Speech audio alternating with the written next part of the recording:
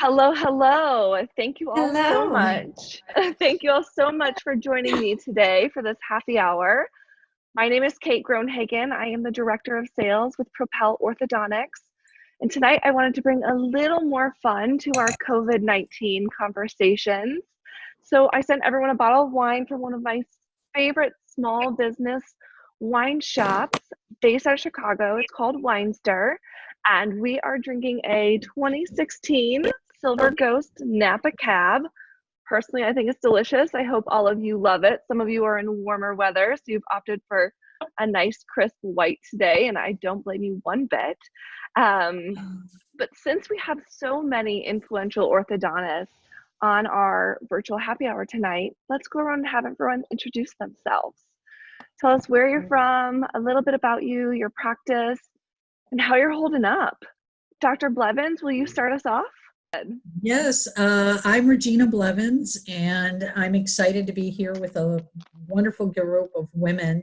Many of you I've met before, and I regret that we're meeting again under these circumstances, but I'm happy to see all of you and a chance to really visit and see how you're coping with your lives as well as your practices.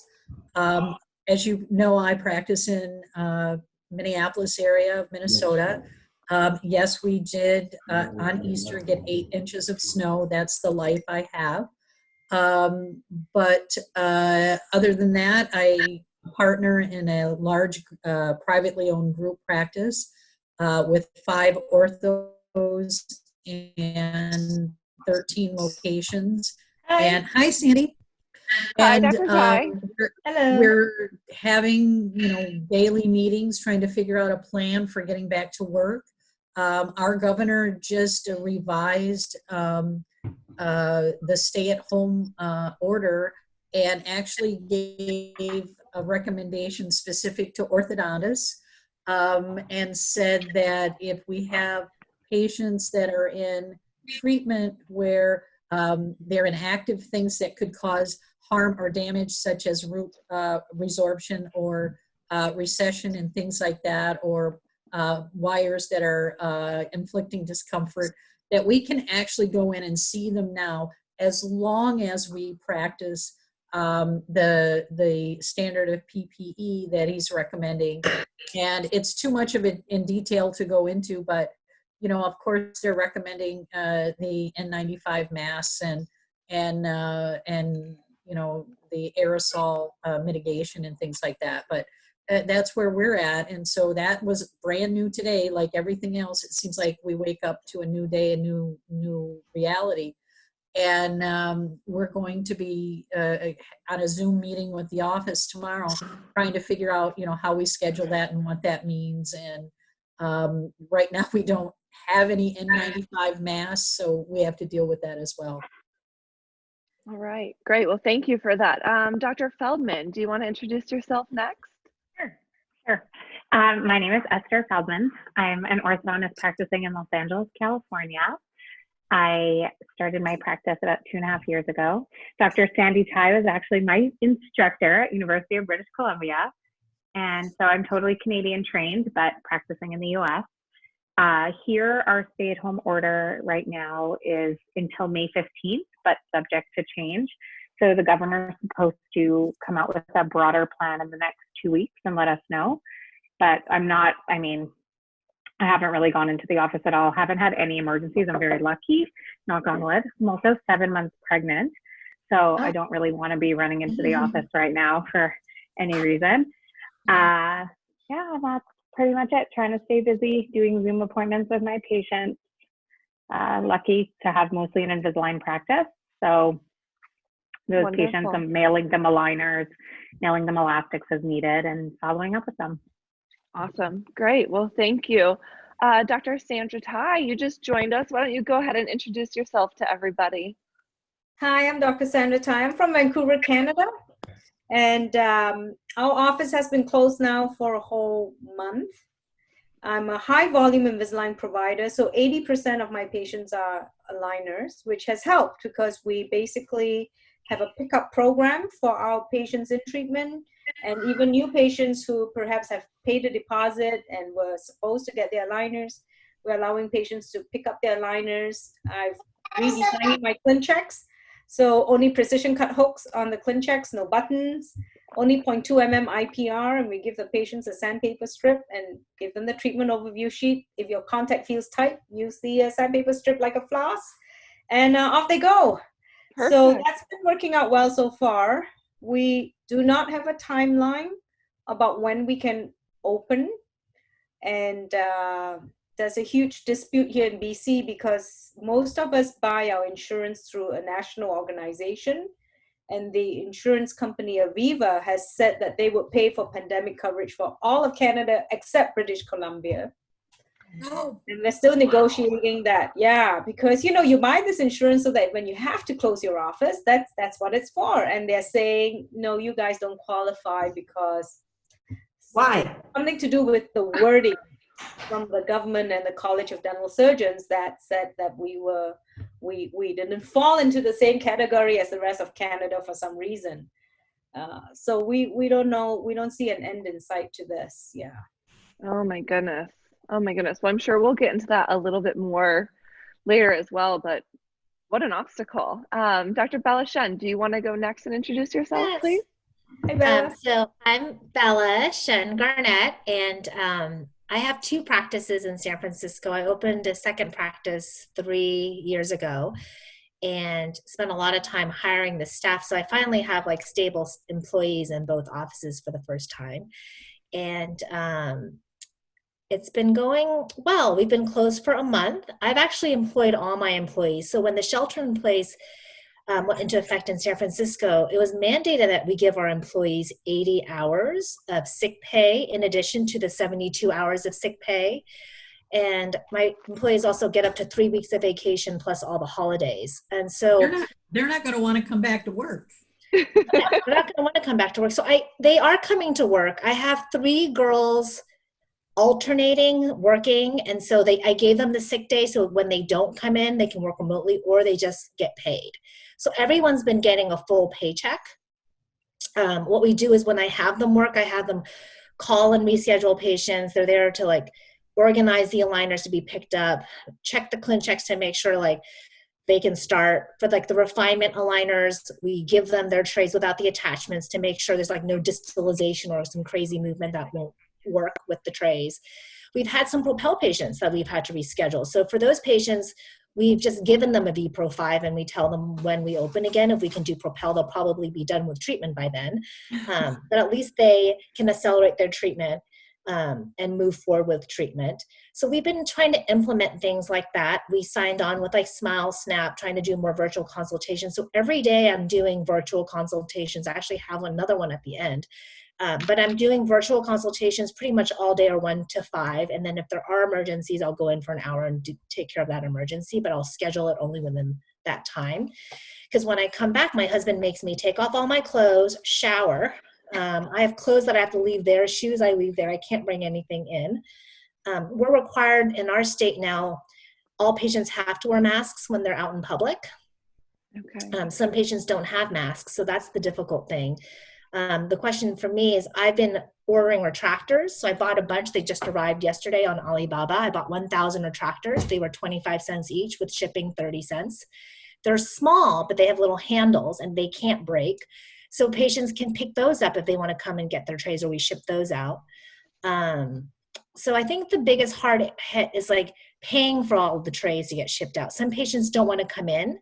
We live in a city where Uber and Lyft is popular and not everyone has a car. So if they have to drive, we tell them we're going to ship them. If not, they'll drive and they'll come pick them up. But our patient, I think in San Francisco, they did the shelter in place a lot sooner. And a lot of the tech companies have been working from home. So the numbers in San Francisco are still low, though the emergency rooms haven't been hit yet. A lot of patients are staying home and don't really want to even come in to pick up their aligners at this point. Yeah, definitely a challenging time, but thank you so much for sharing that. Dr. Ries, do you want to go next? Introduce yourself? Great. Sure. I'm Barb Ries, and I practice in Omaha, Nebraska. And I practice by myself. And we've been closed for, I think, about a month now, March 16th or something like that. I do go into the office most days, except Fridays, and we do, I have part staff there with me, and we do the same thing. We deliver aligners, in the parking lot, if they want to come in, and we have the doors locked and they have to call us, and we meet them with their aligners, that kind of thing. But yesterday we downloaded, most of my practice is Invisalign, like probably 80%. And most of those are on dental monitoring. But yesterday, about 100 braces patients, we signed up for dental monitoring light, which is for braces patients. So they take their pictures and they send them to us. And so that's what I was doing virtually this afternoon, is going through all those cases and saying, okay, that bracket's off, that tie's off, the hygiene's bad, that kind of thing. So we make notes so that hopefully when we open up again, we won't have these huge pinch points, like they were scheduled incorrectly or whatever. So that's what we're hoping to. And dental monitoring right now is just charging us $3 a patient per month for the Invisalign, or for the dental monitoring light, which I think is pretty reasonable. For $600, if you can monitor 100 patients for 2 months remotely. And I was surprised at how receptive these patients were to that, and they were so thankful that we were checking in and trying to make things right, and worried about them remotely and that kind of thing. So that's been really nice. Yeah, wonderful. Well, thank you, Dr. Ries. Dr. Cohen, do you want to go next? I'm kind of just like going in my line of people. I'm Jessica Cohen. I practice in Highland Park, Illinois. I have 3 daughters, and that are 7, 6, and almost 4. And I have my own private practice in Highland Park that I opened about 4 months ago. And I have a city practice where I'm an associate at, kind of in the same ballgame as everyone else. My startup practice, it's kind of been nice because we have about 40 new starts-ish, 50-ish. So it's been easier to manage. We've done a lot of virtual appointments, a lot of photos. I live in the community, so a lot of the people know me personally. So it's been a lot easier to manage. My city practice is a large group practice. There are a lot of specialists, general doctors, and I just come in 1 day a week. And I've been managing it the best I can. I think we definitely need to strategize a little bit better for when we get back. I'm actually planning to leave. Emilia, you don't know this yet. I gave my termination a couple months ago, and I was supposed to leave in May. And I think I'm going to hang out for a little bit longer just so I can make sure everything transitions a little bit better, because it's scary to think about what the next doctor might be walking into. But we've done a lot of photos, and I also have a pretty large aligner practice. So it's been good. I think that the virtual appointments have worked out very well, and the photos, the patients are just grateful. I think, we're all in this together, and they understand it, and their parents trying to, help take care of their kids. And I think it's been a good opportunity for us to all come together and really, appreciate each other. Yeah, wonderful. Well, thank you. Dr. Courtney, do you want to go next with your beautiful scenic background? Yeah, it's a Zoom background now. I first, all these women, I recognize a lot of people. I follow you on Instagram, I think, or I've seen you at some point, so it's nice to virtually meet you. But I'm an orthodontist practicing in New York City. I don't know if we're still the epicenter of this whole thing, but I left New York about 2.5 weeks ago. And I have a retail storefront practice in, for those of you who've been in New York City, Nomad, 1 avenue away from the flagship Smile Direct Club store. So, and I'm about 90 to 95% Invisalign and Spark clear aligners.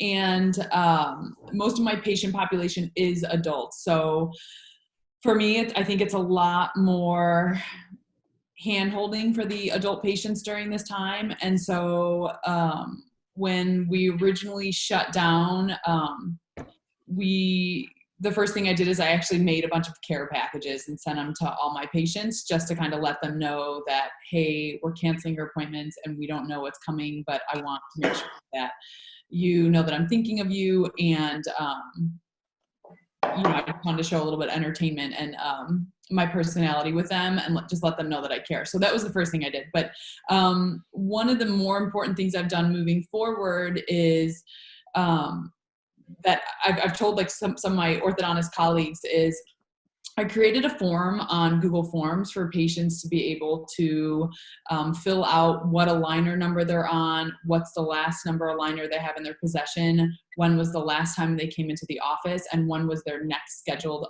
appointment. And for that, it helped me stay organized so that my front desk helper, Allie, could go in once a week to ship out more aligners, or I knew then in an organized fashion who I needed to order more passive aligners to maybe hold them over, or who I needed to retreatment plan and actually skip doing a bunch of IPR so that they continue to progress forward. The other thing that I think I'm not even answering this question probably, but the other thing that I think is making my life a little easier, because I'm up near Newport, Rhode Island, about 3 hours with a heavy foot, 3 hours north of the city. And so, with New York being on lockdown and kind of when I was there, at least when we shut our office down about a month ago, the streets got a little creepy where I wasn't comfortable walking on the sidewalk without mace, or then it started to like not want to walk the streets without my fiance because it was just kind of some creepy people on the streets. So we're basically forced to not have people pick up trays from our practice. We need to ship them out. And so another thing that I used is something called Go Shippo. And I'm like promoting these products as if I have any type of allegiance to them. But to me, these have been like my saving grace during this time. Go Shippo allows you to ship discounted postage instead of standing in line at a postal service office.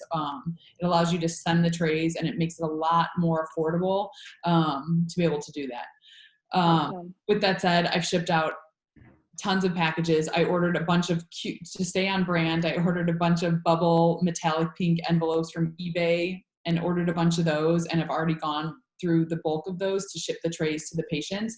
But those have been kind of like my saving grace during this point, this point during the quarantine. And then one last thing I wanted to say was another thing that I thought has been really good is I've been trying to reach out directly to my patients. And so I've been sending personalized videos to patients. My practice, I created it in July 2019, so it hasn't been open for about a year. But it is something that I feel like shows the empathy and reminds the patients that we're thinking of them, even though sometimes it's hard for us because we're in the quarantine, like with everybody else. You know, you have to like homeschool your kids, or I'm just by myself and I'm overwhelmed. So Yeah, exactly. Great. Well, thank you so much for sharing.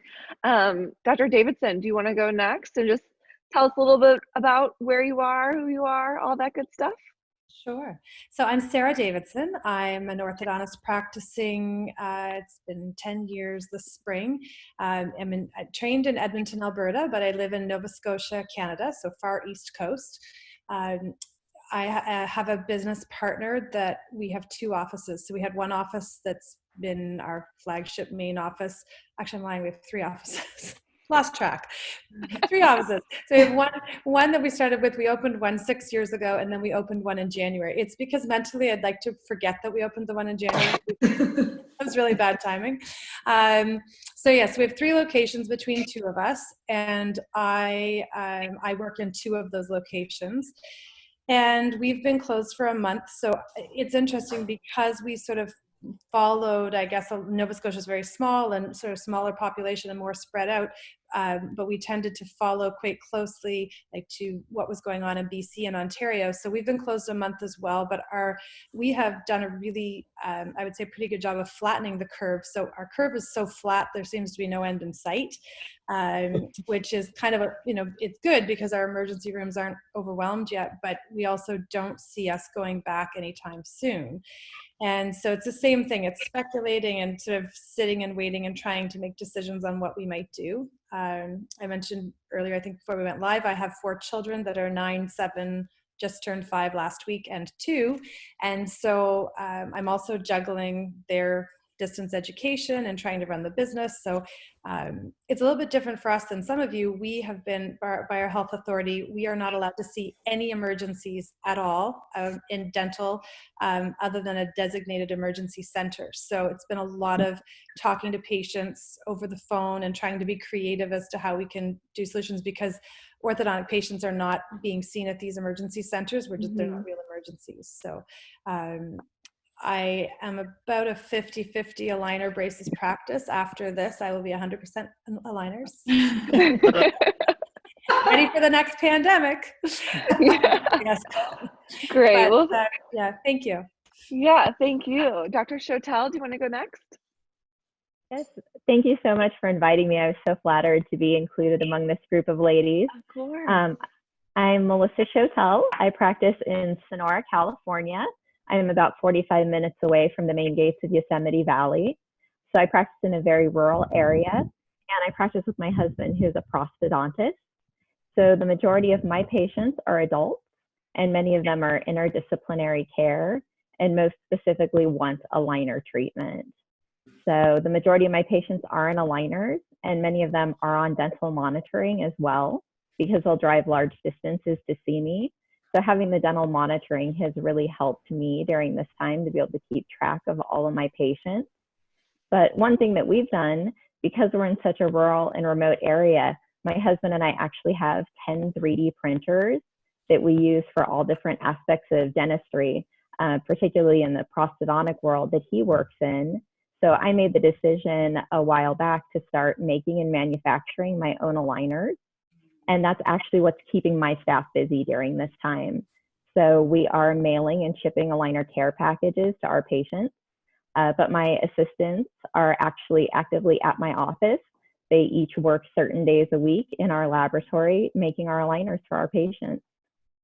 So we're keeping busy as best we can. Yeah, that's wonderful. That's wonderful. Thank you for sharing that. Dr. Frydman, let's have you and Wonder Woman go next. Yes.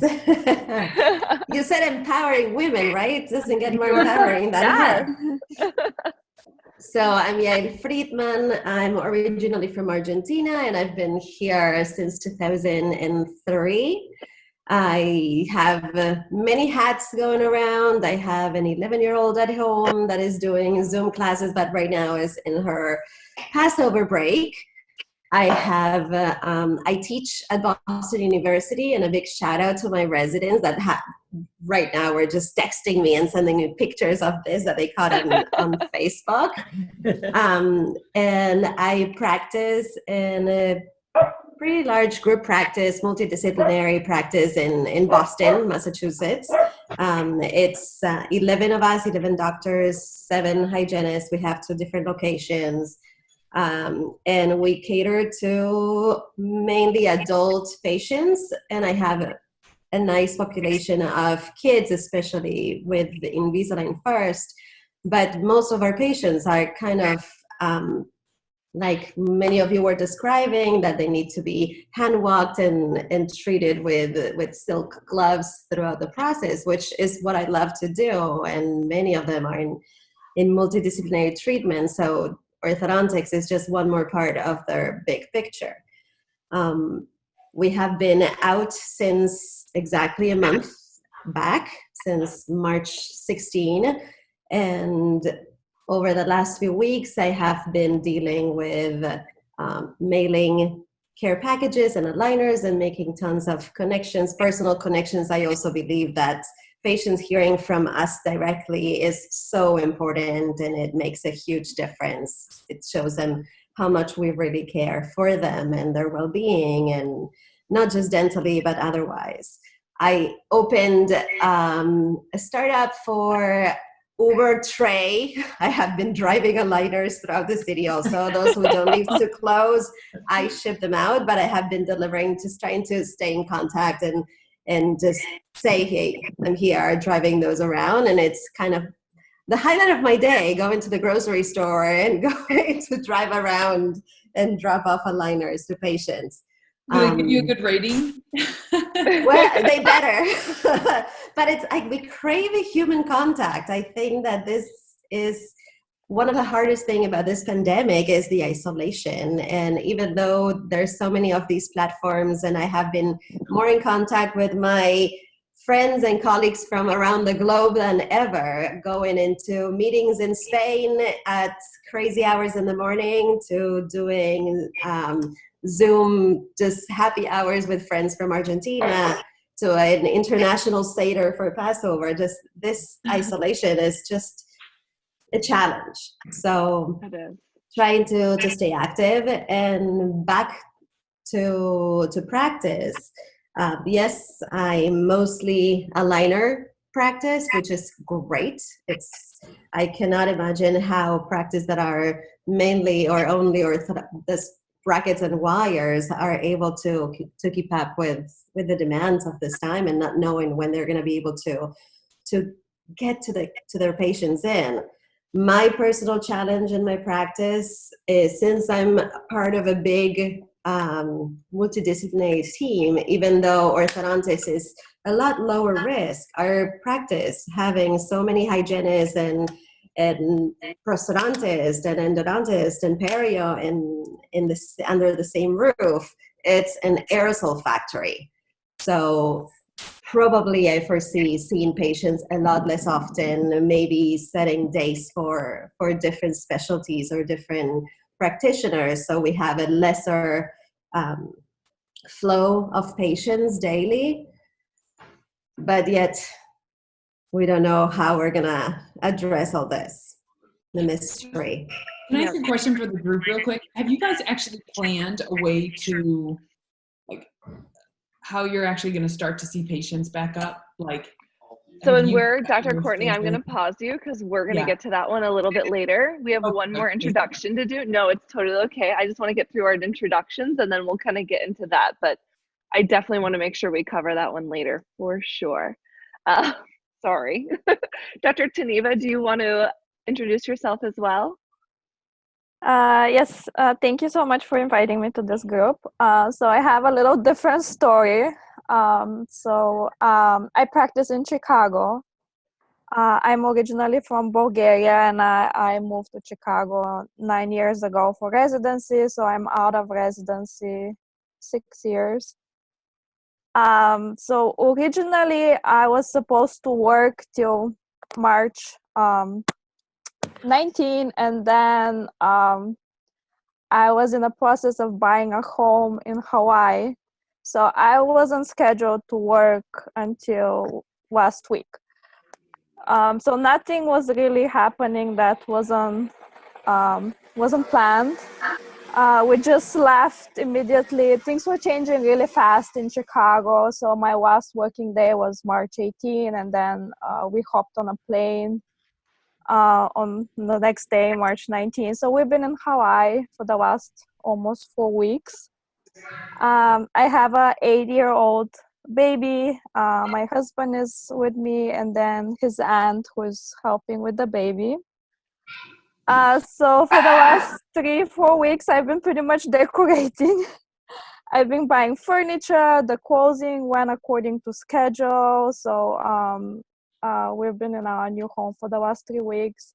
We were supposed to leave last week, but I guess we are staying here until everything is open again. I still stay in touch with my assistants, with my my bosses. I work in 5 different locations in Chicago. In the city, in the suburbs, so there are a lot of patients, of course, that are under treatment. So whenever anybody needs something, I pretty much try to reply immediately. So that's my story. Great. Well, thank you for sharing. And I would say Hawaii can't be too terrible of a place to be isolated at. Just my opinion. Yeah, Chicago's a little colder. there are only 21 cases in Kauai, so we are pretty much in the we pretty much staying home, to be honest. There's always something to be done. Yeah. We probably go once for a walk every 3 days when I have the motivation and I don't think of something that should have been done immediately. Yeah. Yeah. Well, thank you all for sharing a little bit of yourselves with the rest of us. I do appreciate it. So let's jump into a couple of the questions. We might not cover all of them today. That's okay. That'll give us an excuse to get together and drink more wine another day. But everywhere we look, we can see the obstacles that everyone is facing in the midst of this COVID-19 crisis. But specifically to orthodontists and the 11 women that are on here today, what are some challenges facing women in the workplace right now? And what unique strengths do you think we as women have for you to encounter them? Who wants to start? I think it's because we're all mothers. A lot of us are mothers. 1,000%. Right? I think that's the hard part is we are taking care of our children. We are taking care of our husbands. We are taking care of our patients. We are taking care of our staff. And we take on the worry a lot more, I think, than men do. I think even my husband, he's a stay-at-home dad, so we don't have a secondary income. And he doesn't clean like we do. Like I realize I'm a great housewife, and I can clean better than the cleaning ladies. I can vacuum better. I mean, our house is so much. We do everything better. I've learned how to fold Japanese style. So I think these are things that I think that we end up taking on, and we just don't stop. You know, as business owners, we're not the women that are just going to stay home and chit chat all day. There's like no free time. Anytime there's free time, you're doing something, you know? Yep. Yeah. I mean, this is probably the most free time any of you have had. And I asked you to come drink wine with me. So I appreciate you taking your time to do that. And I think that also women are very used to multitask. Regardless of this, we have a lateral thinking and we're able to juggle many things at the same time. So I think that we have an advantage in that sense. I also think that empathy is really important right now. And that's something that we can all, I think that women in general are really good at identifying with that emotion or handling that emotion. There's a huge portion of this that is just, I'm sure you all feel it, but you're just exhausted from the mental strain of what is going to be a return. When are we going to be back? Are the kids going to be back in school? You know, it's the simplest thoughts. My little one is supposed to start kindergarten in the fall, and I'm like, she's going to miss her orientation. You know, it's like all those simple things. And so I think that that being able to identify with those emotions, and not only does it help our families, but it also helps our patients to have that empathy in general. I would agree. Dr. Courtney, did you have something that you wanted to add? Oh, I was just going to say something as like a challenge that we face as women, like the first part of that question. I work 3 days a week in my own private practice, but the other 2 days a week, I work for a father-son dental group. And I remember, and I don't myself from my private practice yet.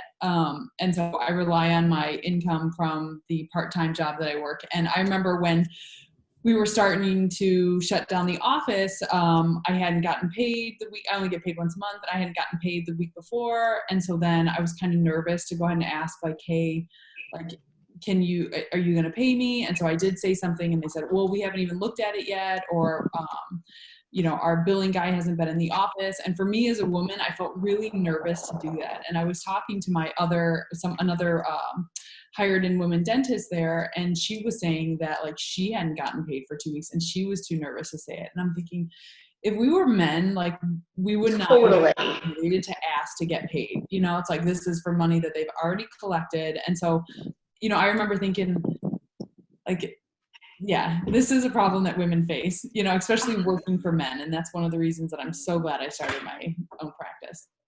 100%. And that's Dr. Blevins, I'm going to call on you, even though I said I wasn't going to call on people. Because I remember last year at AAO, you talked a little bit about this, kind of related it to it. You know, what advice would you have, or anybody else, what advice would you have for Dr. Courtney on something like this? Because it is a difficult thing to ask for what you're worth. Well, I think that changes depending on how long you've been out, and Sandy would probably nod her head to this. The first 5 or 6 years you're out, you're deferential to the men that are in practice that have been out there longer.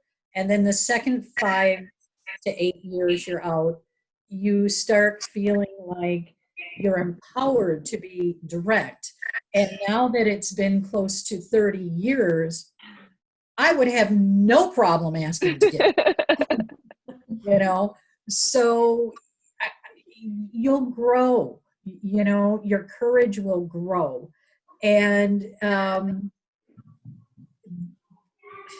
I don't know the person that you're referencing, but I can kind of maybe speculate. They may be embarrassed that they can't pay you.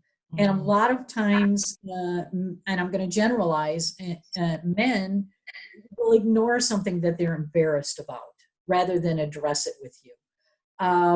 But a straightforward, hey, today is payday.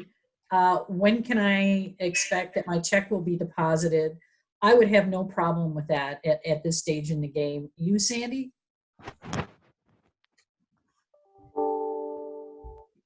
Sandra?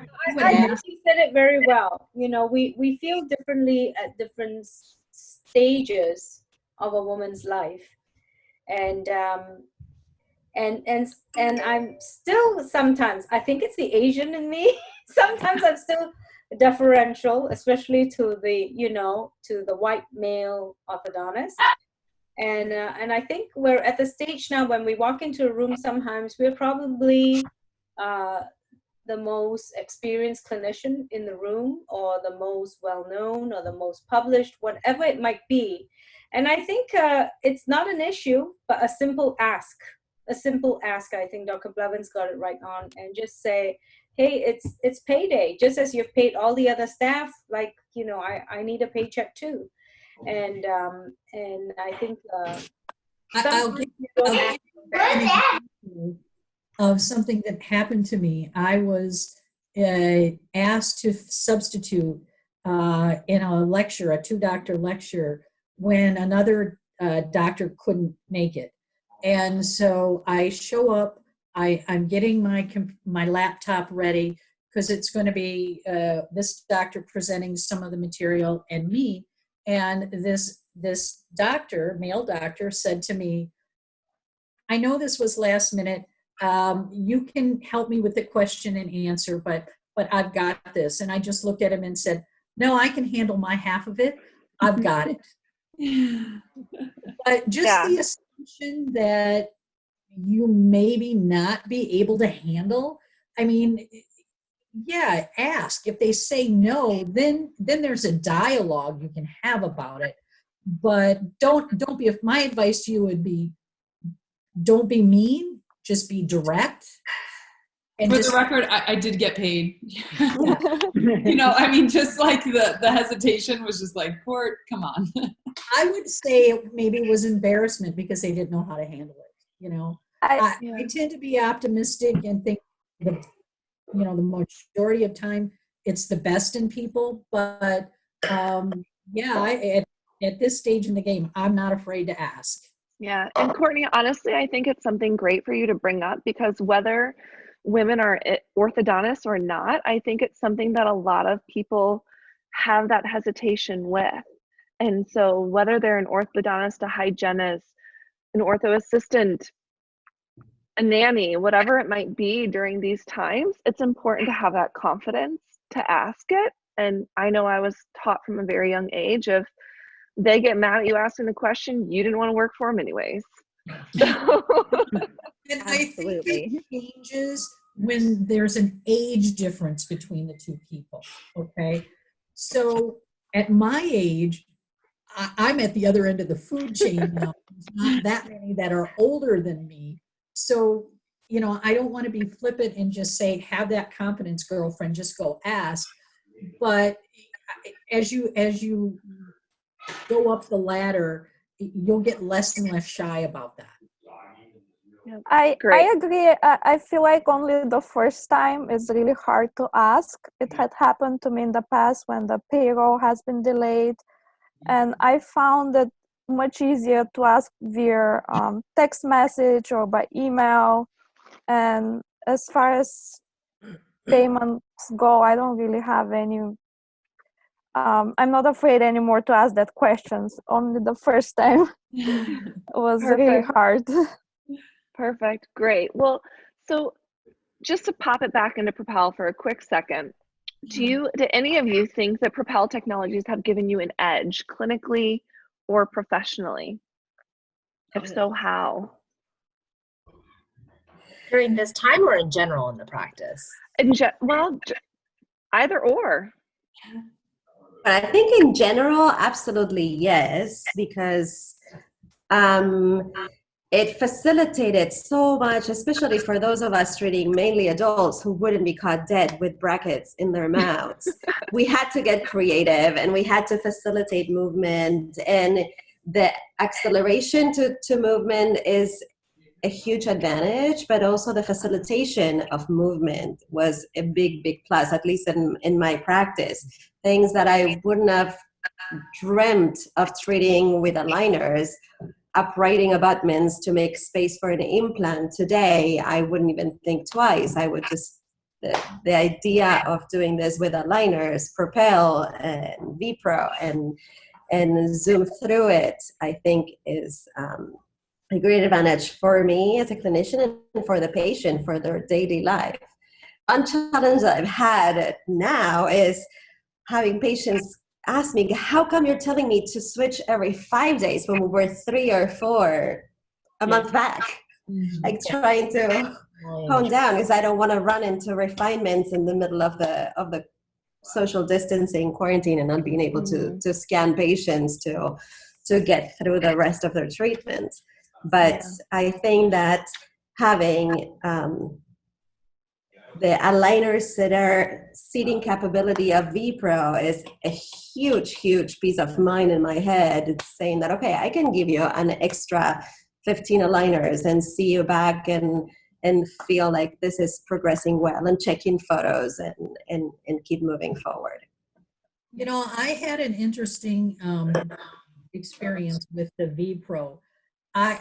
It's very routine for us to give to the older teens and the adults, but I hadn't thought too much about using it for the younger phase 1 patients. But I've had several parents who've asked me if their kid can also use their vPro.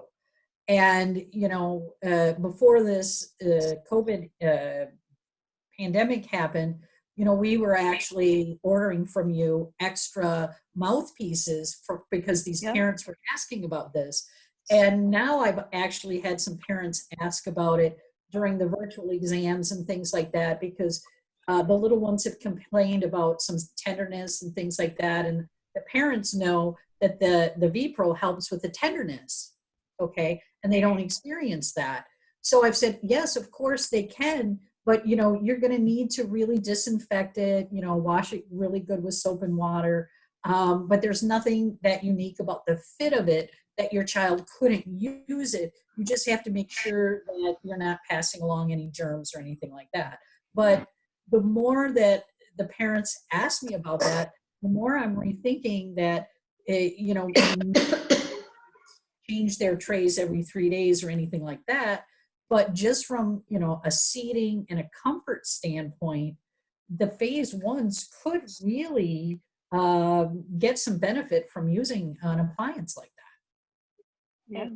Kind of along that same point, one thing that I found in my practice, even beyond the clinical results, is really, the main advantage in many ways can just be the wow factor for the patient.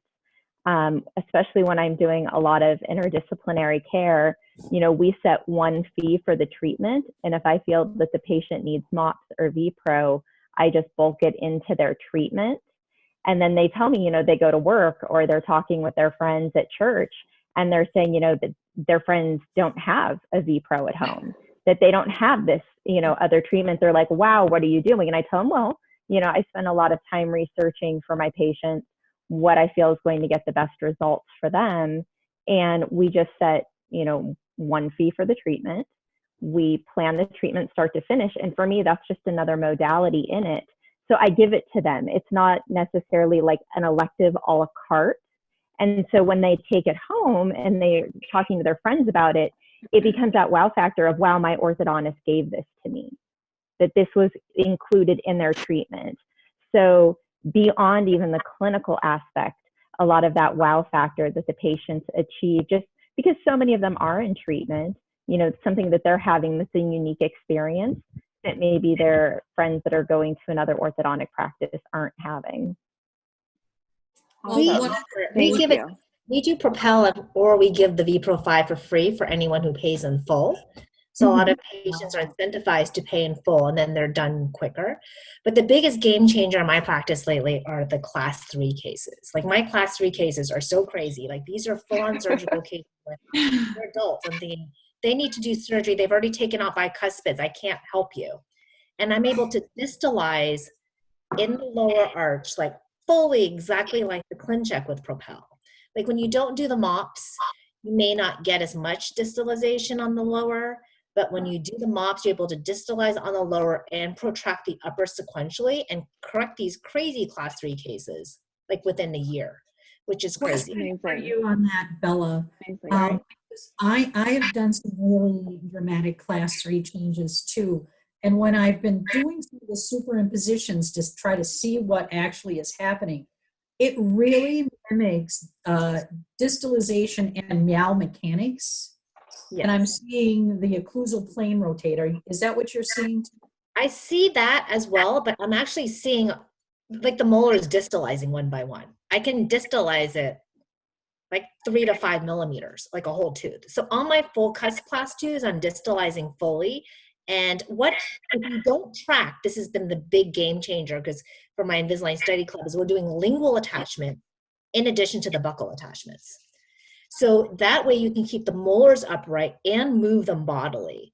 So I'll put like a rectangular diagonal attachment, then just put like a beveled one on the lingual, on the canines. Like even a premolar is not tracking. If you add a lingual, a small attachment on, you'll move that tooth bodily and it tracks a lot better. And you can protract canines, like push the upper 2 to 2 together, then move the canine forward one by one on the upper and distalize on the bottom. And in these cases where you get the mu effect probably for the teens, for sure, if you're just running class 3 elastics and not distalizing bodily. But when I'm changing my treatment plan and using MOPS, I'm distalizing sequentially to like move asymmetrical midlines over and things like that. It's been really crazy. But it's been a game changer by doing the MOPS and adding lingual attachments. Wonderful. And you're doing in those cases both MOPS and VPRO, or? You can do both. I mean, it works better with both. Yeah. But if they just want to do one, some people don't want to use a device every day. That's why they choose to do the MOPS. Mm-hmm.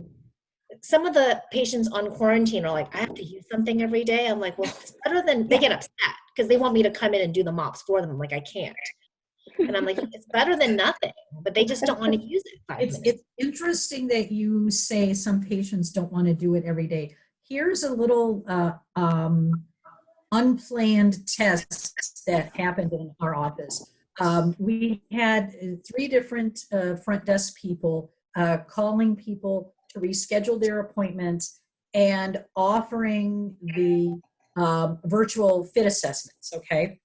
So one person wasn't, their verbiage was, the doctor needs to maintain supervision of your care.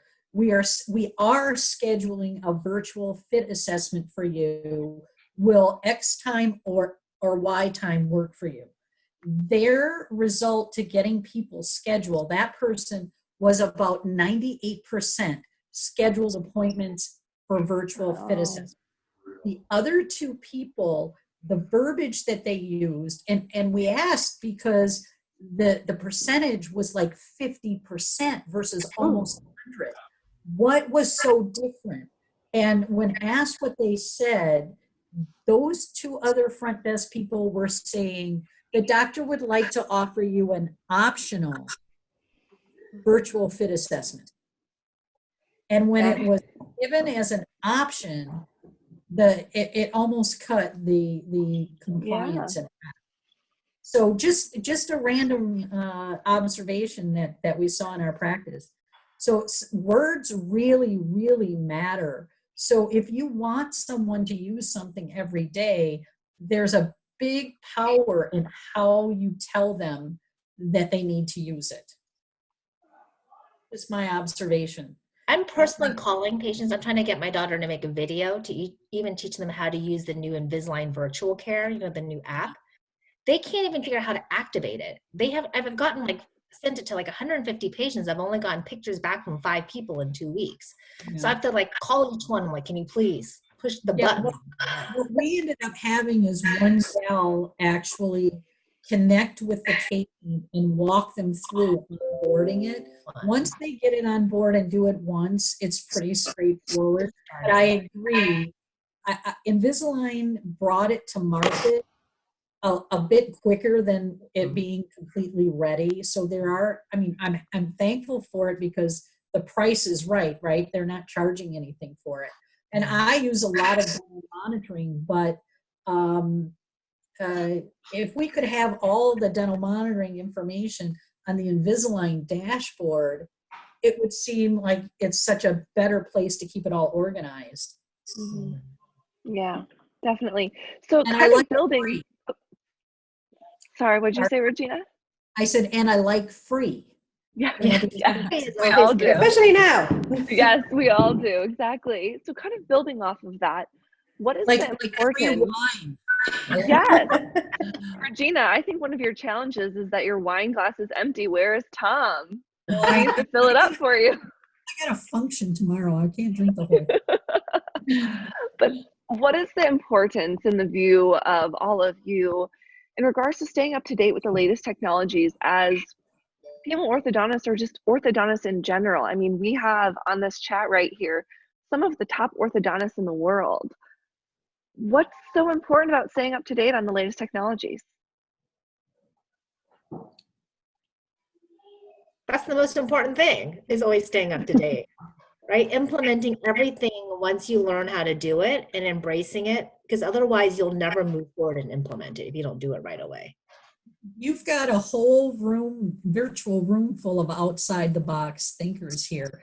I mean, Barbara and Melissa and Esther and Jessica, we're all outside the box thinkers. If you did a random sample of orthodontic offices in the world, how many of them could say their practices are 85% aligner based? We are the exception to the rule.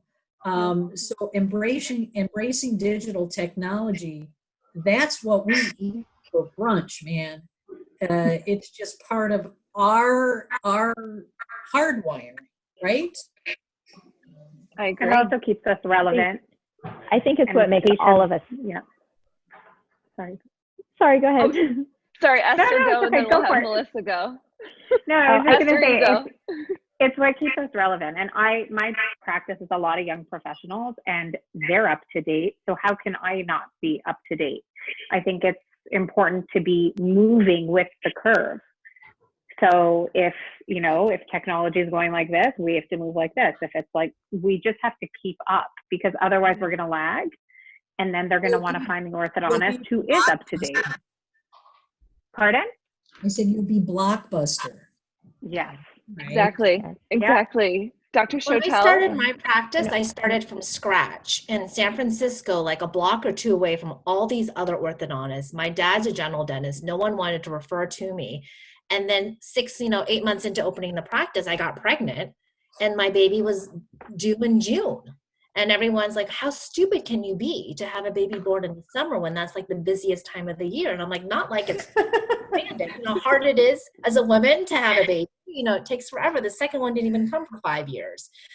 And again, born in July. So these things were always obstacles. And there were a lot in San Francisco. I was the first female to open their own practice. Now all these men have like taken on female associates, but there was no female. They're all men that had fathers that were orthodontists. When I interviewed with them, they asked me, you know, how are we going to pay you if you ever go on maternity leave? Because I had just gotten married at that time.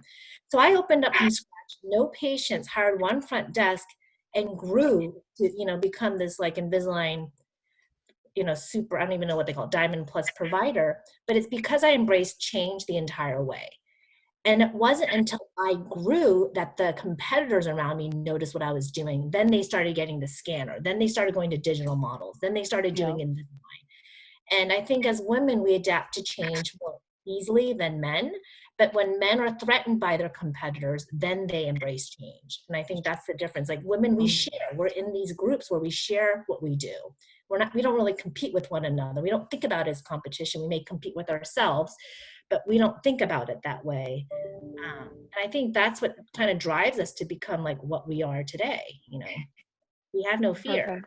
Yeah, I love it. I love that. Thank you so much for that message. Dr. Shotell, I know you wanted to say something earlier as well. Oh, I was just going to agree with everybody else that I think it's the changes in technology that really make all of us tick. And that's what gets us excited to get out of bed in the morning and to go to our practices and to keep innovating. I mean, a lot of the technologies that I have in my practice now didn't necessarily come from the orthodontic world. They were developed for more restorative goals.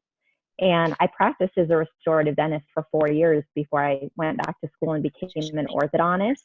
So I've really pulled all of those ideas with me into my orthodontic practice. And when I see a new piece of technology, you know, for most of us, I think we're all looking to say, well, how can we adapt this and how can we use it in our space, even if it was created in a different space? And when you were asking about, you know, the first question, you know, how are so many of us using, you know, what we find as women and a lot of our personality traits to really empower us in our career? You know, as Bella so beautifully put, you know, many of us are adaptive to change. So we're not afraid to see that new piece of technology, to take it on and to implement it within our practice. But then by the same token, we can sit down and critically look at that same technology. And when a patient's asking about something that we don't believe in, and we can look them straight in the face and give an honest answer and say, I'm not using that because of. And I think patients really see that across the board. And I mean, I can say from personal experience, I had a patient, you know, I've been mailing out my aligners, and I'm going to have to find the padded envelopes that all of you are using, because I've been using flat rate boxes at $8 each for my little care packages. Right. And I did what I could do quickly and to get them there. And I have patients posting them on Facebook and talking about, you know, my orthodontist gave me, you know, my aligners, my orthodontist gave me dental monitoring. And I think that, you know, it's that technology that really excites us. And I think as women in orthodontics, you know, when we can really embrace the latest technology that's coming out and offer that to our patients, you know, it's that empathy, it's that mothering effect. You know, they really see our personalities coming through with it. That is something that we're passionate about and we're offering it to them. So I think that technology is an excellent way for us to demonstrate, especially as women, how empowered we can be in our practices, that we can find something new, that we can own it, and that we can share it. It's a great message. I want to say one thing about technology. I originally embraced technology because I realized that I needed it to basically stay organized. I'm a big fan of working hard and playing hard. And so in order for me to create the systems where I'm as basically as like clean as possible with my systems in my practice, I needed to embrace technology. And one of the things I learned early on when I finished residency 6 years ago is I worked with my mentor, Dr. David Starver, down in Birmingham, Alabama. And the things he taught me regarding like using digital photography and just modification of pictures to really communicate better to patients, that makes me stand out, I think, when patients come in for consultations. So I think it gives you the advantage of being better than your competitors, but at the same time, like being able to explain, the process to patients better. I agree with that. I think at least here in Omaha, Nebraska, we have so many second and third opinions come in. And I'm like, who has time for that? But obviously they do. And so it's just really nice when, like, if we scan the patient and then I can do the simulated changes, and we talk about Deep Pro and dental monitoring and just the technology. They're like, wow, that's cool. You mean we won't have to come in so often? They're really excited about all those things. Mm-hmm. And so that's part of the main reason that I've embraced it like we have. Wonderful. It gives us another tool to, speak to that patient. Yeah, make you stand out. Donna Galante's not here. She was supposed to be here. I know. We really talked about using Smile Snap, like the thing that pops up on your website for new patient consults. Mm-hmm. It's not that expensive. It pops up and then patients can use it. You can use it for current patients or new patients, and it's on their phone, and they can take 5 quick pictures really easily, and they can text you, and you can text them back through the software, and you don't have to give them your cell phone. So I have existing patients using it to take pictures to send, new patients. But what's been so interesting, I literally signed on 1 week and got 10 new patients. And I was like, whoa, this is or patients even of our own using it. And then we've been doing the virtual consultation, and then they kept saying, you're one of the only few people that will actually do a Zoom call or do a virtual consultation at this time. We can't get anyone to even help me talk how to troubleshoot to fix my perma retainer that may be broken. And I thought that was really interesting, being in San Francisco, such a tech savvy city, that people are texting me from the South Bay, the East Bay, an hour away, because they can't find anyone who will respond to them the next day, which I think is very bizarre. But we've been using that, Bella, as well, and we've had more than 30 new patient consults in the last few weeks. It's crazy. In this day, with what's going on, is bizarre to me that people are actually doing that. But literally, we've offered a discounted fee if people will sign the paperwork and put it on a down payment. And we have had people doing that. And we just tell them that they have a priority appointment when we're actually able to get them in and scan to get started. So people are home and they're bored. They've been wanting to do this forever, and now they have a lot of time to think about it. Yep. So they're a couple of things. Don't forget they're not patients until you actually start to treat them. Before that, they're consumers, and you have to treat them like consumers. And that's a hard mental leap to make, because we all are doctors, and we think of them as our patients, but really they're not until we start to treat them. And one thing I really, really love to be is underestimated. Think about that. That's my favorite thing in life to be. You should be a blonde then. Totally. Just a little sister, Maybe she was at one point, Courtney. Blonde sisters, and I'm the brunette in the middle. So yeah. But someone was saying earlier about how they're practicing in an area, and they're one of the few women, and like Bella grew her practice, and people were so surprised. Same thing happened to me. It was, hey, little lady. That's the way I was treated. Like I was never really going to flourish and have a successful practice. I would just kind of be, the little gal on the corner that has this small little boutique practice. And now I have this really large boutique practice, and I love being underestimated. That's awesome. I absolutely love that. I think that is I'm going to take that and make that my new motto. I mean, this is the second motto I've gotten from you, Regina, over the last couple of years. So I love that. And, Bella, Regina, you guys kind of led me into our next question, which Courtney had kind of brought up earlier.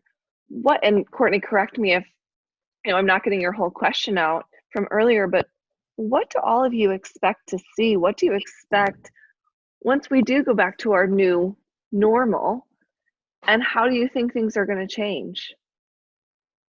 Well, I'm going to start off in New York City, I allow patients to schedule appointments online, and behind the scenes, I only run a 3-chair practice, but I open up 2 chairs for patients to schedule online, and immediately I've already closed off 1 chair so that they can only schedule through 1 column. I've also staggered appointments more, where I've already cut out probably 4 or 5 appointments that I would normally see during the day, just to make sure that everyone is spread out and that there's not multiple bodies in the practice. I have a tentative reopening date of May 1st in New York City. I think it's definitely that I'm starting May 1st. I got patients scheduled. Yeah. Hey, I like the optimism. Have our staff still, right? Yeah. Schedule starting May. But I will say one thing, and this is kind of brilliant, and I heard this today, and I'm not going to say who it is, but people were talking about getting an iTero Flex and doing house calls, especially for patients in New York City who are not going to be either in school in New York City for the rest of the year, and they won't be doing their famous summer camps that they do during the summer as well. And so people are talking about doing house calls for patients, which I thought was pretty brilliant, but I don't know. See, I had the idea with the Uber tray thing. Yeah, exactly. Uber scan. So, but yeah, I'm fully intending on seeing maybe 60% of my normal patient load, which wasn't as much as some of these heavy hitters here. But for me, it's going to be interesting. One thing we just signed on was DocuSign. We have a form that they have to sign before they come in now, that they haven't traveled in 2 weeks, that they don't have a cough, they haven't lost a sense of taste, they haven't been in contact with anyone who's been exposed, kind of like a checkoff list. Mm-hmm. And we've been sending that to patients if they have an emergency visit, because then they'll come and he came in for an emergency and he coughed, and I'm like, sorry, go away. I sent him Have you been taking temperature? His mom may have gotten it, but the mom didn't sign it. Or some parents lie and their kids are coughing. Like, sorry, my kid's coughing, just see them. I'm like, no, we can't. So we're trying to have them sign this, at least know this is what they're signing before they come. And if they check yes to anything, to reschedule and don't come in sick. I know these PPP masks, everything is hard to get. So I was, even before, with masks, because everyone from China was trying to get us to sell masks to them when they needed it. Now I can't even get masks. So I started, and then you can't get N95 masks, but you can get the KN95 mask. So on Alibaba, you can order masks. Everything's gone up in price. So masks used to be $5 a box just for regular surgical masks. Now, even pure, some of the companies want to sell $30 a box. Wow. Darby was trying to sell us a box of level 3 masks for $30. And so then I called China. China is selling their masks at $20 a box. So everyone's inflating their prices, because even if it's 20 to 50 cents a mask with shipping, that's the cost for just a surgical mask or level 3 mask. So then the question is, do you have your N95 masks? Do you label them 1 through 5, alternate them, and wear a cheap mask on top? But then also for us, you're going to have to wear disposable gowns, just like the hospital. Get your face shields made. Buy face masks. Get another cheapy one, maybe put it on top. You can order the KN95 masks. They're letting them use that in hospitals now because of the shortage.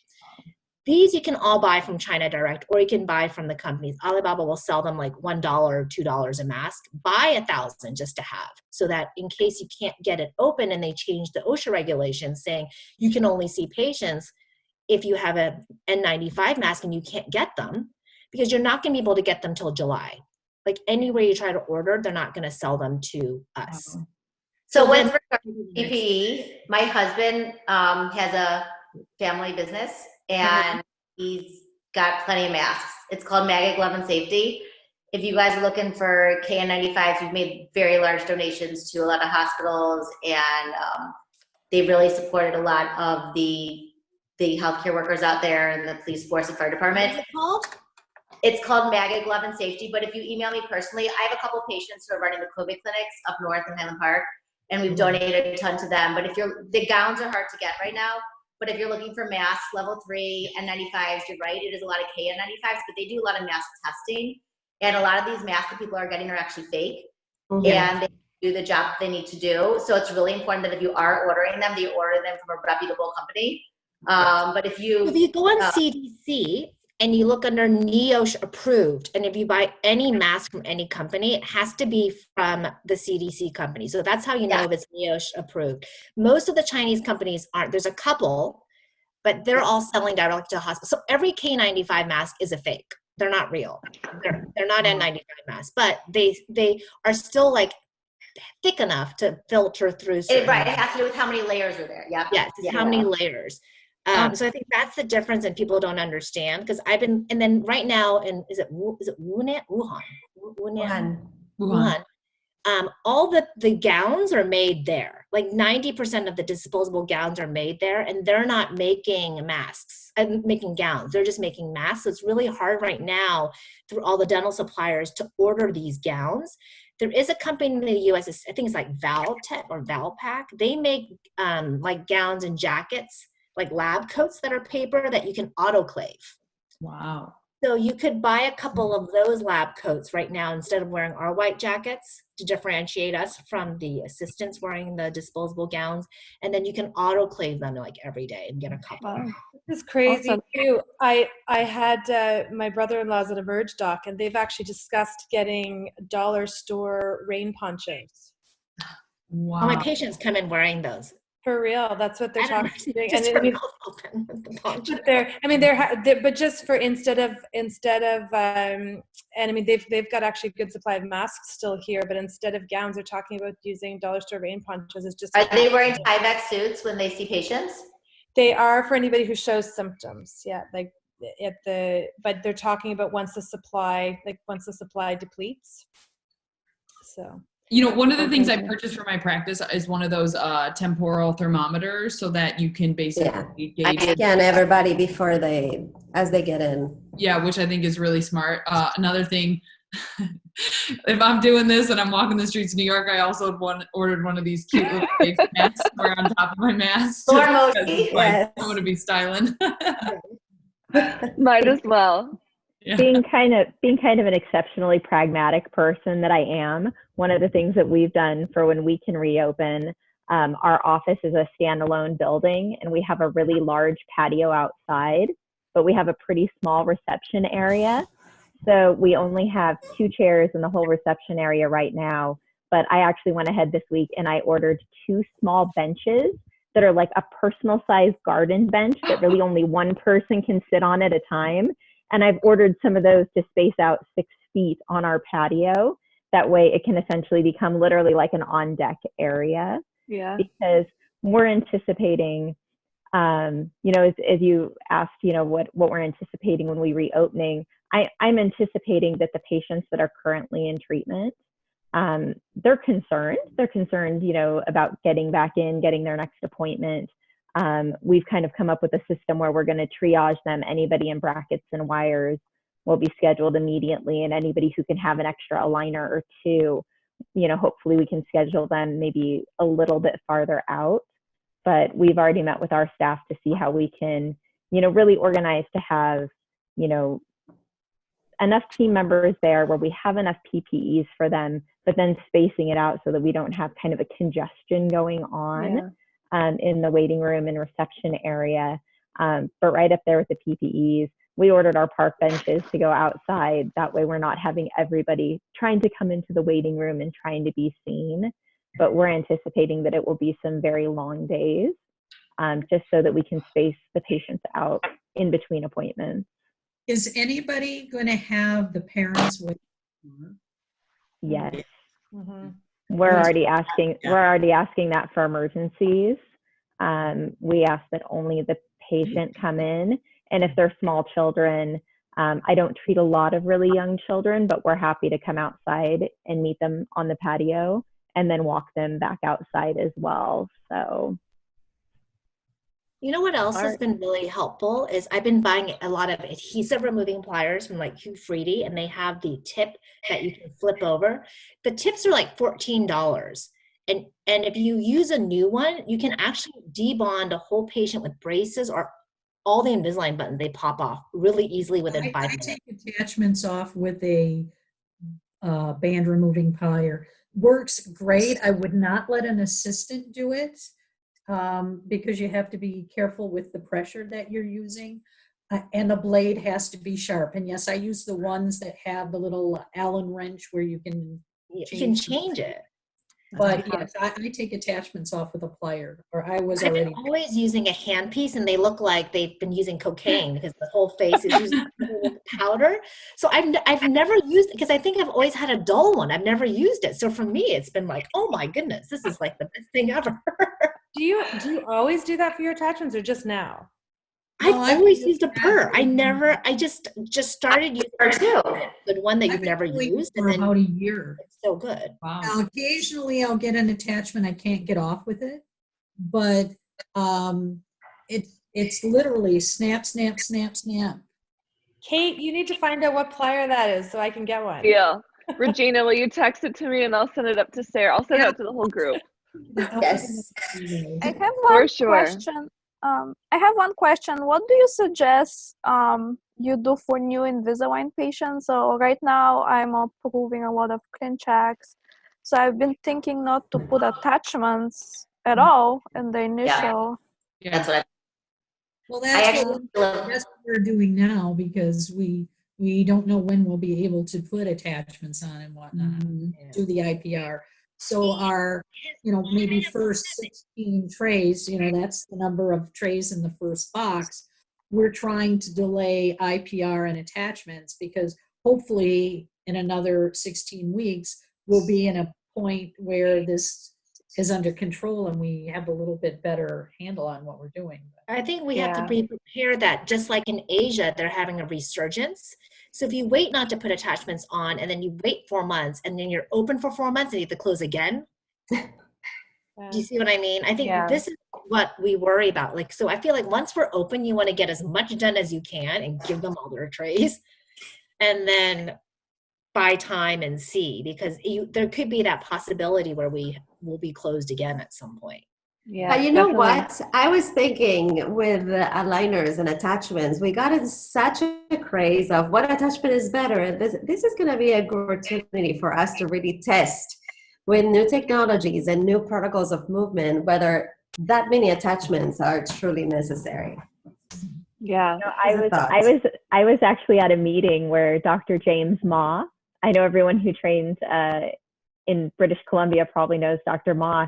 He actually brought that up and he challenged me to say, do as many cases as you can with as few attachments as you can. And as I started manufacturing my own aligners, that was something that I really started looking at. So I'm actually really excited that hopefully next year when we're all together, hopefully in person at the AAO, I want the 11 of us to sit down and say how many of us did completely attachment-free cases, and I want to compare notes. So, absolutely. Plastic, when you make your own aligners, I don't put attachments on, and the plastic is thicker. It was like the old Invisalign, so I got a lot more movement. And I think because our patients are in quarantine, they have to wear each aligner now for like 2-3 weeks. We're getting the movements, and then if you add V-Pro 5 on top of that, you really don't need attachments. Now, Courtney, you're using Spark, correct? You mentioned that. Yes, I am using Isn't one of the things that's the advantage of Spark with their newer printing technology and the design improves the fit of the aligner to the point that not so many attachments are necessary?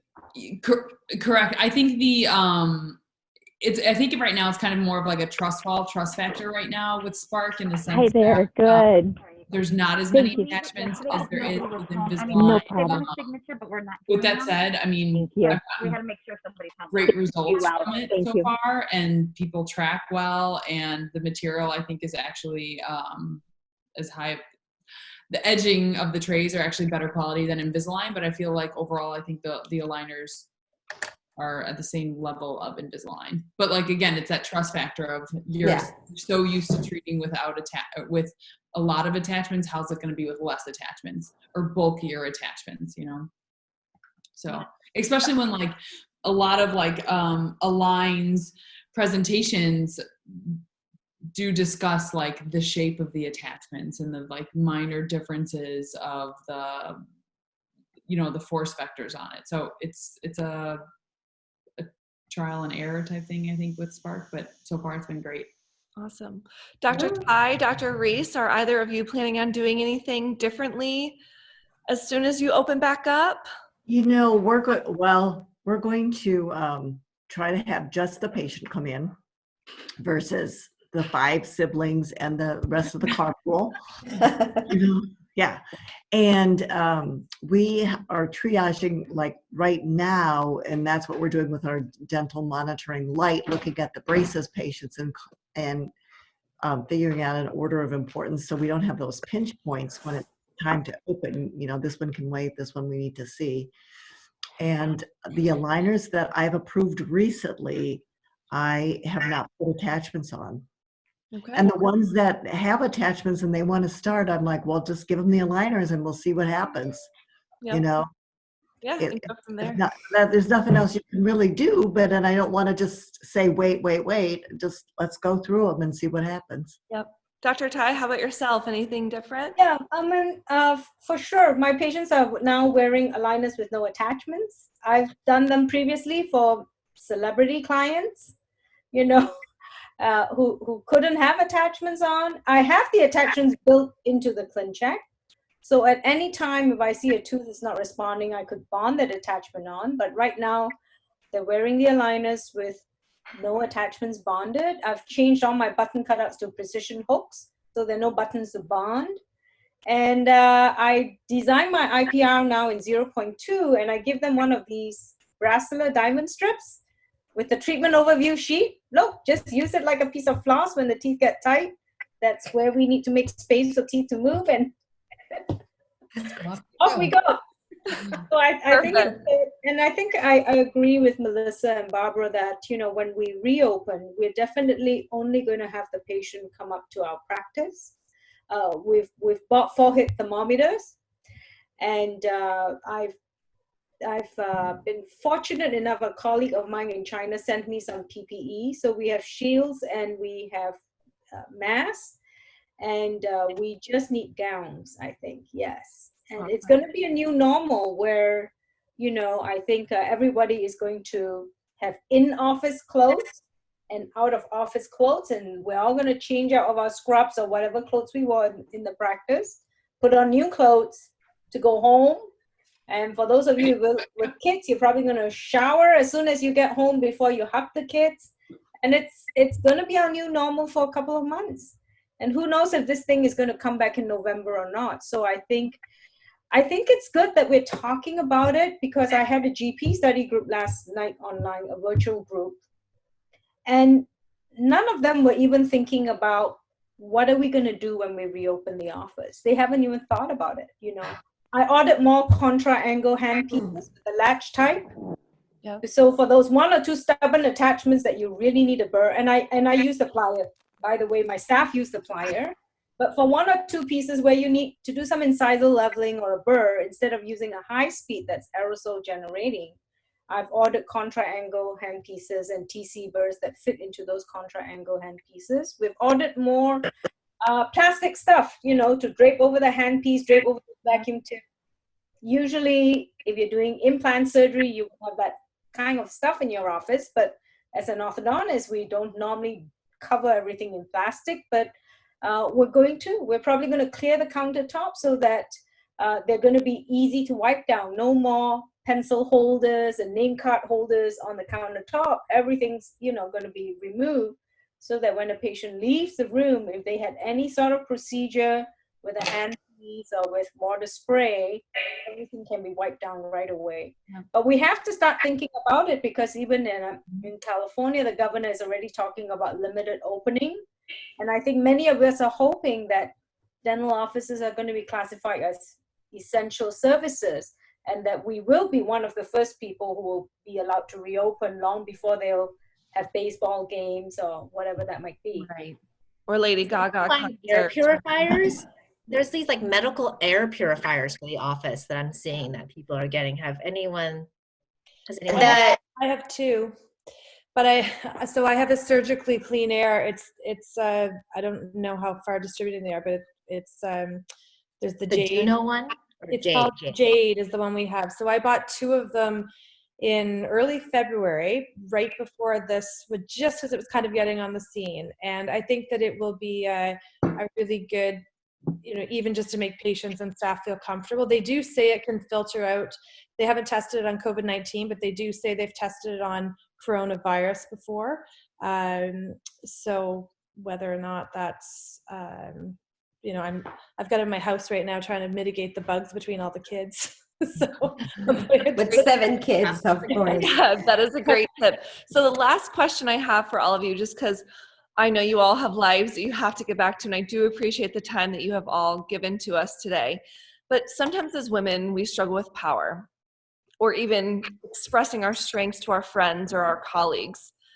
I know that every single one of you here is a badass orthodontist. We're all fully aware of that, but you're all so much more than that. So what is one thing that you do each day to stay empowered? Dr. Feldman, let's have you go first. Me?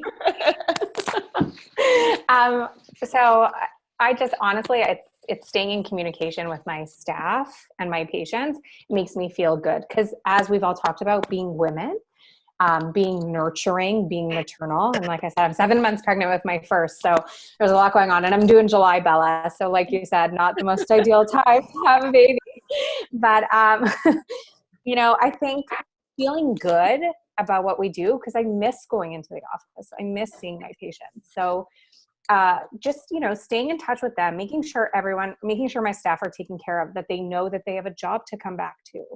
There's so much talk in California, everywhere, about what the workforce is going to look like when this is all over, because there is potential that they're going to limit the amount of patients we can see in a day. We don't know what they're going to say when we reopen. So, I want my staff to know that they're taken care of. I want my patients to know they're taken care of. So I also reach out to all of them personally. It's staying in touch with them, being on top of things. So looking at the schedule. So I canceled all my appointments, obviously, but I kept it in the schedule so I can see when patients were due, so that I could reach out to them a day before, say, where are you at? Do you want to meet on Zoom or FaceTime or whatever works for them, so that they know that I'm on top of things, so I can monitor them through. And that, to me, as a practice owner, and I've only been a practice owner for 2.5 years, is really empowering. It makes me feel like I'm staying in control. It makes me feel like I'm doing everything I can that is within my control right now. And it makes me feel less worried about when I do reopen, about the state of things that will happen at that point. Yeah. Wonderful. Dr. Taneva, what are you doing to stay empowered every day? I practice gratitude a lot. I feel every morning when I wake up, I feel really grateful for what I have and where I'm at this point of my life.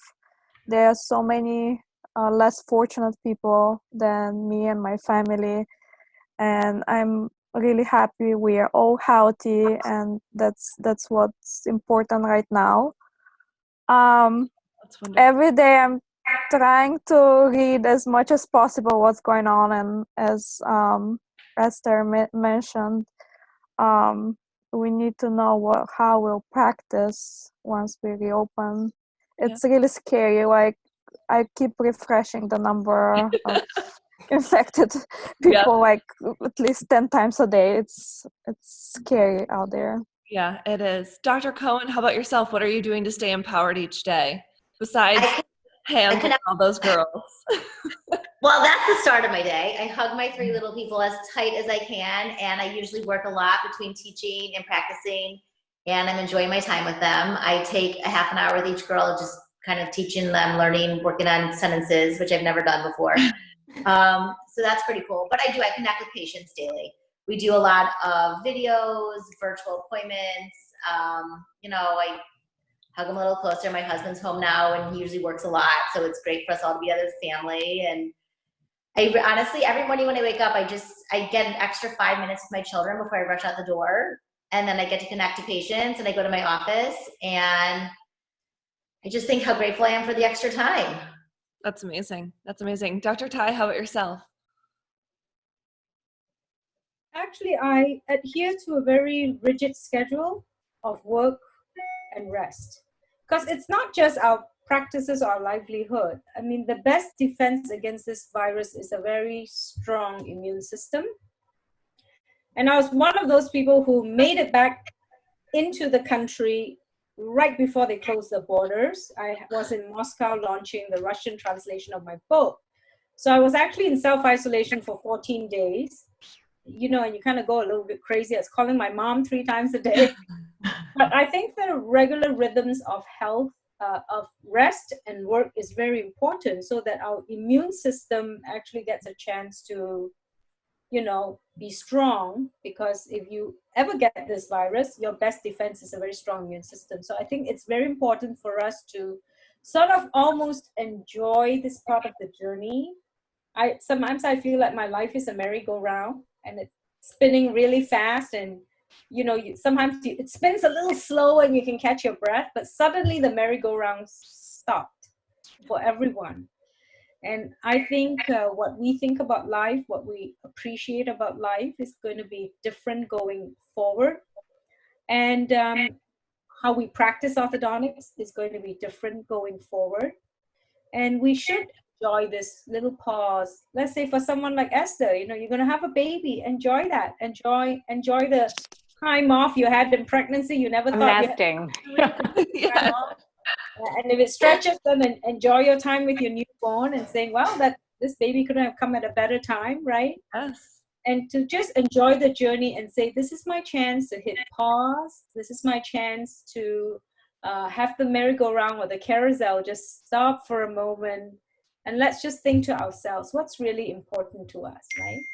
No, I think that is a great message. Thank you, Dr. Tai. Dr. Blevins, how about you? What are you doing to stay empowered every day? Well, 2 things that we didn't often have time for before this. Personally, exercise. I'm trying to exercise every day.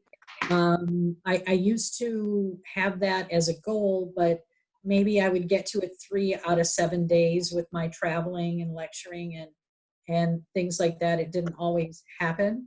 But I get up and I do something first thing in the morning, and then I'm doing my virtual consults, and I'm doing maybe a webinar or Zoom meetings with whoever I have to do that with.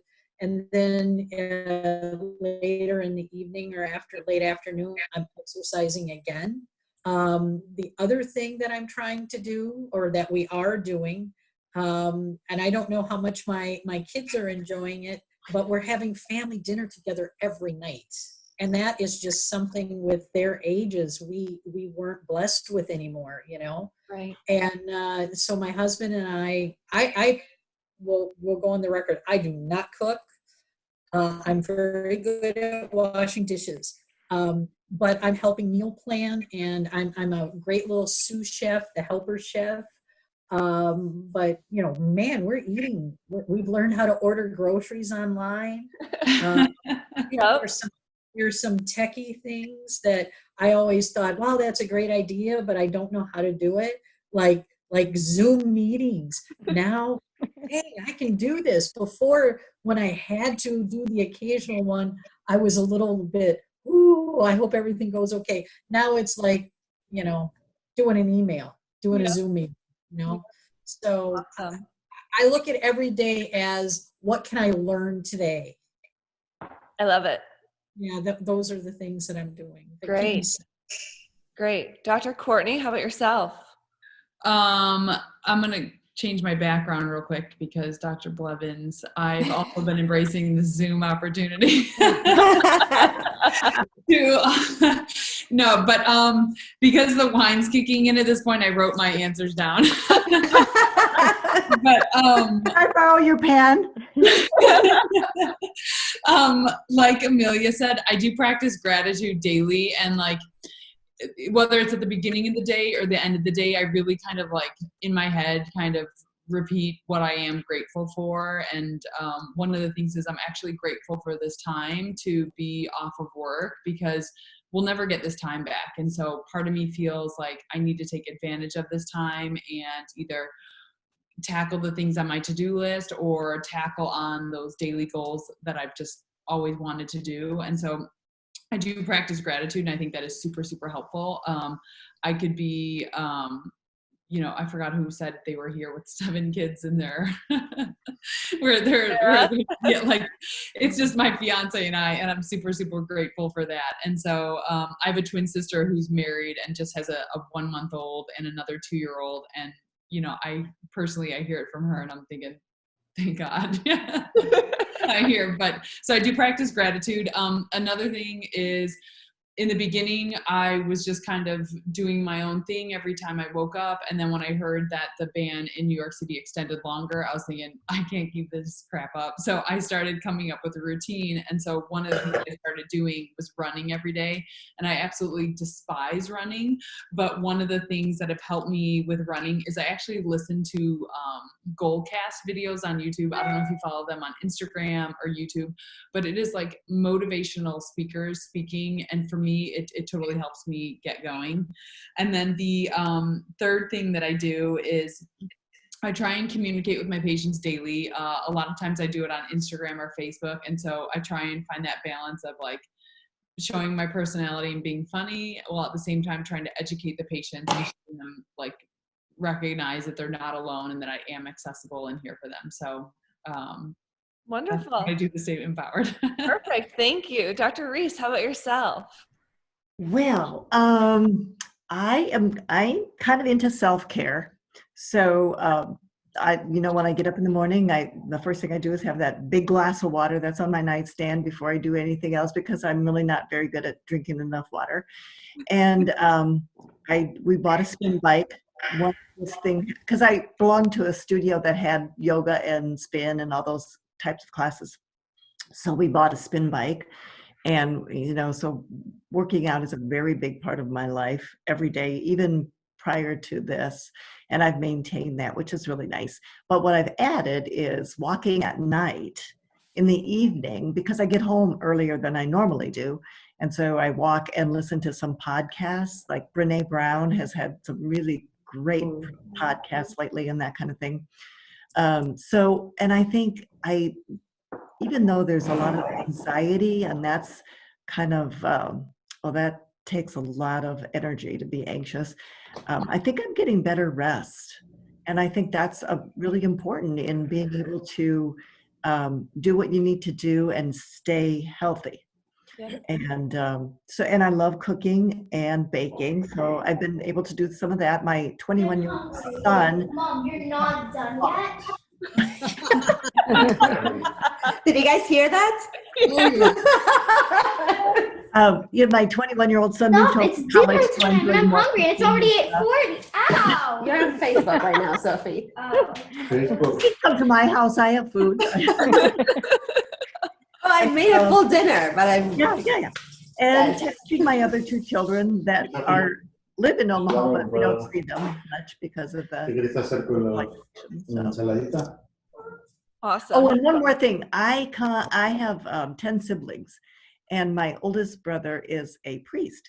And so for Palm Sunday and Easter Sunday, we did a Zoom Mass. So he said the Mass, and we were all in being able to partake in that Mass. And so that was really nice. I said, is there a 40-minute limit on this? I hope so. That was funny, but yeah. So it's just really nice. I think like this type of thing is medicine for the soul, for us to be able to get together, and I'm just really grateful for it. Yep. Dr. Frydman, how about you? How about me? So I've always felt like a big part of empowering myself is feeling great about me every day. I was never the one to stay in sweatpants when I had my daughter, and I would just jump and do my hair and a shower and get my makeup on and look at the mirror and say, okay, good, I'm a person. Not that I'm that vain, but it makes me feel like, okay, it's me and I'm out and ready to tackle the world.